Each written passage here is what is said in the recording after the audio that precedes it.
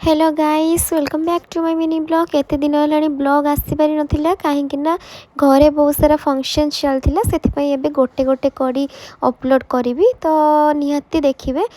Actually 24 February थी मो झीर बर्थडे तो आम जेहेतु घरे बहुत सारा फंक्शंस आगू थिला केवल राति 12टार गोटे केक काटी देकी सेलिब्रेशन करूँ एंड तार प्री बर्थडे शूट होता जेटा कि बाबा डिमांड करते कि झीर गोटे प्री बर्थडे शूट कर से भिडियोटा भी अपलोड करी मु देन राति 12टार सेलिब्रेशन आम करदेलु। एक्चुअली एथर केवल छोट सेलिब्रेशन टी होती आग को बड़टे हम देन ये तार सकाଳେ किसी गोटे ड्रेस आसी सेगुड़ा मु देखी मो गोटे आनी बाबा आनी जेजेबापा एंड मो घर आसी ये सब मुझे देखी ड्रेस गुड़ा सब केमती होती। एक्चुअली मार्च 10-11 बेलू तार गोटे बड़ सेलिब्रेशन अच्छी बर्थडे पाई देन बर्थडे दिन मॉर्निंग रे केवल तार सत्यनारायण पूजा होता कहीं प्रति वर्ष ता बाबा मानसिक करते कि तार 6 वर्ष हेले षठी पूजा हम एंड 16 वर्ष हेले सत्यनारायण पाला बढ़ से प्रति वर्ष बर्थडे रे तार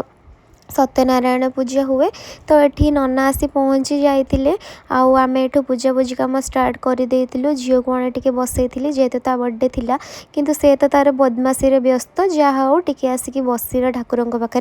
देन मुझे शिणी भोग रेडी करने लगी पड़ी आ जानी तो सत्यनारायण पाखे मेन भोग हूँ शिणी भोग आ नड़िया कोरा मिठे तो से सब रेडी मुझे कदली वगैरह छड़े दौली पूजा पाखापाखि सर बसी आ ठाकुर पाखे बसी जना पड़लानी केतेबेले स्टार्ट है केतेबेले एंड है ये आम भगवान को आवाहन कर आहुति देवार लगी पाखापाखि पूजा सर बसी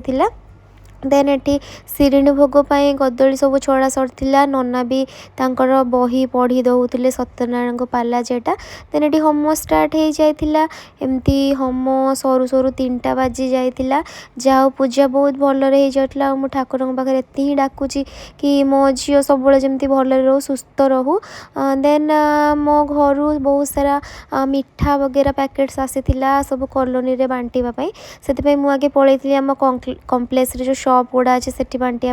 कॉलोनी रे मो सासू दे देन ता बाबा तापाई गिफ्ट आनते गोटे गोल्ड चेन आ अजा तो इयरिंग्स आउ रिंग देते बाबा भी गोटे रिंग आनते